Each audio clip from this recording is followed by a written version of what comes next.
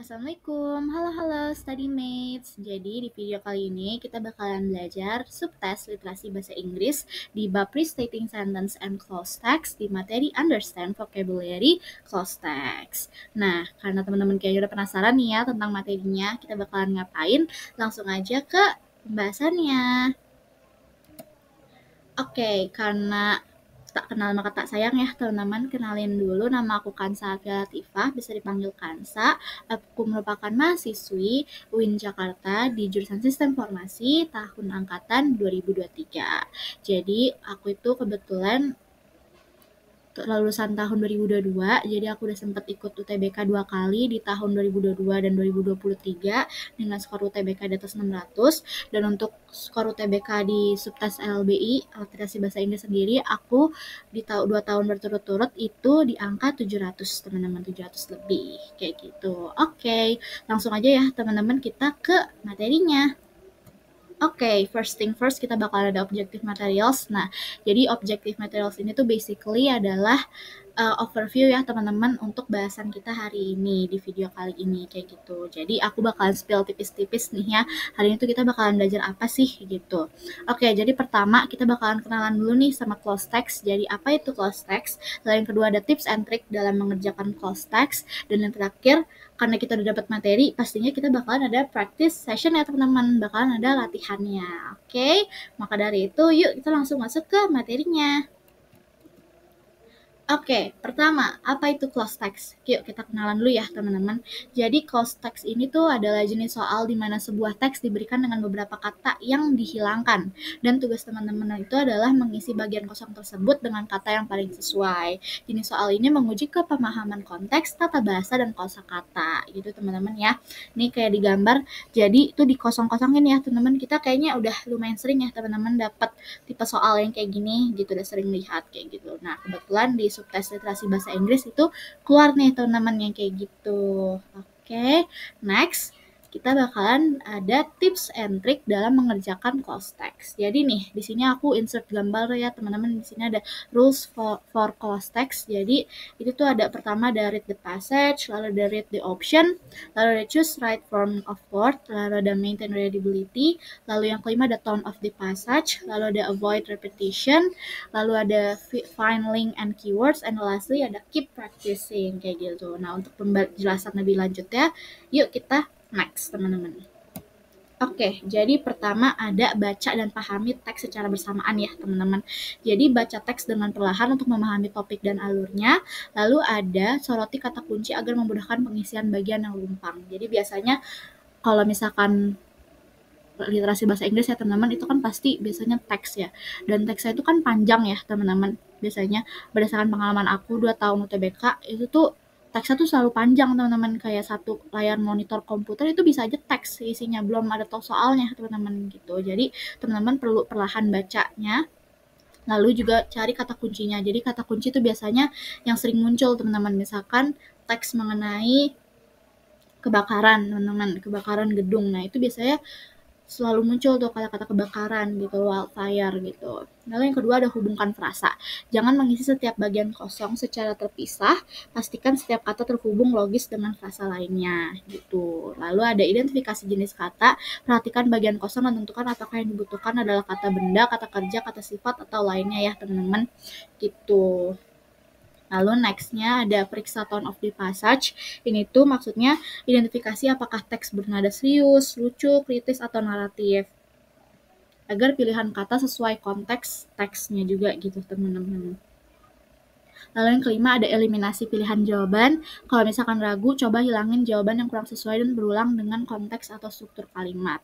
Lalu yang keenam ada gunakan keyword. Perhatikan kata sebelum dan sesudah bagian kosong untuk menemukan petunjuk jawaban yang paling cocok. Lalu yang terakhir ada perbanyak membaca dan latihan soal. Nah, itu kunci paling pentingnya sih teman-teman. Jadi kalau teman-teman baca secara rutin, terus latih kemampuan dengan mengerjakan soal serupa, mungkin bakalan lebih mudah dalam mengerjakannya, kayak gitu. Oke, itu dia materinya. Maka dari itu kita langsung aja move on ke practice-nya gitu, teman-teman. Oke, jadi di sini pertama kita ada si latihan soalnya ya, teman-teman. Ada teksnya nih. Jadi teksnya itu mengenai The Great Wall of China.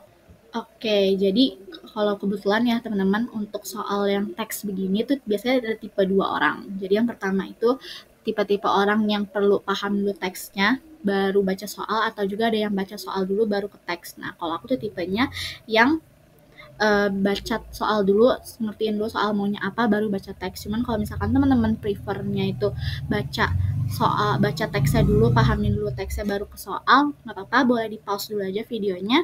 Kalau misalkan yang kayak aku, boleh dilanjutin kayak gitu. Oke, kita langsung masuk ya teman-teman ke soal pertama. Jadi yang pertama itu ada the Great Wall of China is one of the most impressive bla bla bla in the world. Nah, jadi konteks kalimat ini itu menyatakan bahwa tembok besar Cina itu adalah salah satu yang paling mengesankan di dunia. Tapi mengesankannya apa gitu ya teman-teman. Jadi kalau berdasarkan pengertiannya sendiri, tembok besar Cina itu adalah sebuah struktur fisik yang dibangun sehingga kata yang cocok harus merujuk pada sesuatu yang dibangun atau dikonstruksi ya teman-teman. Ini udah jelas banget nih. Berarti jawabannya itu yang B, yang construction gitu. Nah, yang A itu kenapa salah? A invention. Itu berarti kan invention itu kan berarti penemuan ya, teman-teman. Itu salah, oke? Okay? Lalu yang C, discoveries. Itu berarti penemuan juga. Itu juga salah ya, teman-teman, karena kalau misalkan penemuan itu tuh lebih cocok mungkin yang kayak benua gitu, kayak barang barang-barang zaman dahulu yang ditemukan gitu. Kalau misalkan invention itu mungkin kayak mesin atau alat gitu. Kalau discoveries tuh mungkin yang kayak lebih ke alam gitu teman-teman, yang kayak benua atau kayak bangunan apa gitu ya teman-teman gitu. Lalu ada yang gede itu ada paintings, itu lukisan, otomatis salah ya teman-teman. Lalu yang E ada route itu berarti jalur, itu juga salah ya teman-teman, karena walaupun tembok besar ini memiliki fungsi sebagai jalur pertahanan ya teman-teman, dia kan panjang ya teman-teman, jalanan panjang, tapi yang lebih ditekankan itu adalah struktur yang bangunan ya teman-teman, dia sebagai bangunan gitu, the Great Wall of China gitu. Oke, jadi jawabannya itu final answer-nya itu yang B, construction. Oke, lalu ada soal selanjutnya ya teman-teman. Ini ada soal mengenai 2 kolom ya teman-teman.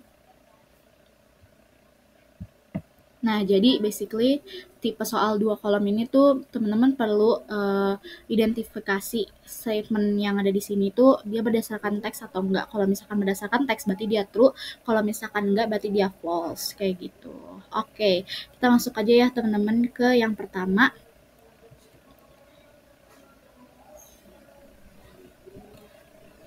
Maaf. Oke, di sini dia. Nah, kita baca ya teman-teman. The Great Wall was built entirely during the Ming Dynasty. Nah, ini tuh salah ya teman-teman. Kenapa salah? Karena kalau misalkan teman-teman baca di teksnya, nih jadi the construction of walls started during the Qin dynasty and continued through several dynasty, including the Han and Ming dynasty.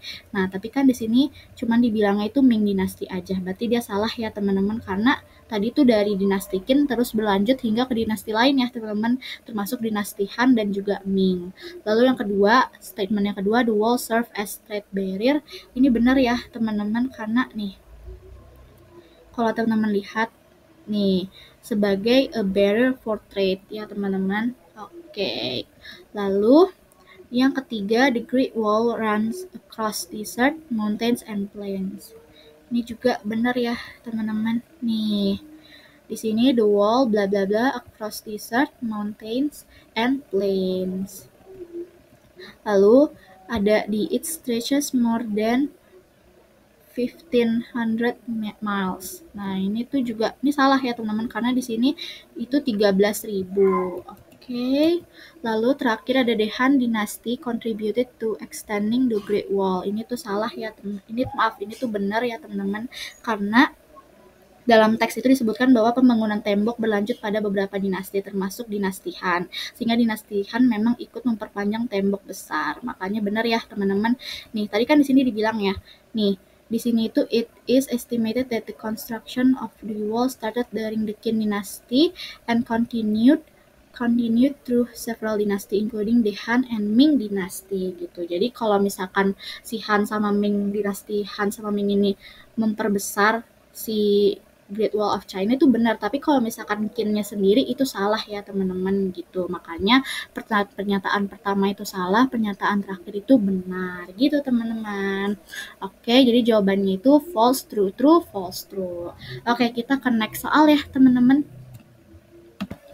Oke, jadi soal ini tuh merupakan soal model isian singkat ya teman-teman. Jadi soalnya itu adalah what is the main purpose of the Great Wall of China based on text. Oke, jadi di sini tuh soal ini tuh minta kita untuk menentukan tujuan utama ya teman-teman dari tembok besar China berdasarkan teks yang diberikan. Nah, ini tuh teman-teman bisa baca soal teksnya dulu ya teman-teman. Jadi dari teks itu kita bisa tahu nih.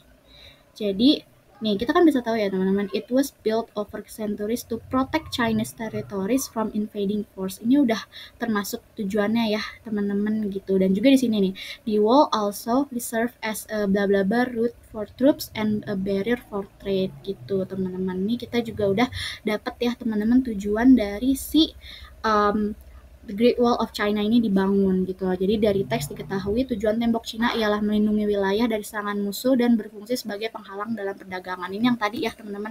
Ini yang di sini nih route for troops and a barrier for trades, dan juga nih centuries for to protect Chinese territories from invading force gitu.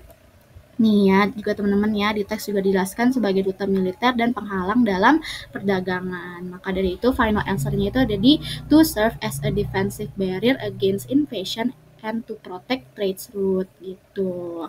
Oke, karena teman-teman udah latihan, udah dapat materinya juga, maka pembahasan mengenai materi ini sudah selesai kayak gitu. Nah, jadi teman-teman itu dapat tadi mengenai apa sih itu close text, sudah kenalan sama close text, terus juga ada tips and trick mengerjakan close text-nya ya teman-teman, plus teman-teman udah latihan juga. Tapi tenang aja, karena tadi kan cuman latihan soalnya kan 3 ya bareng sama aku.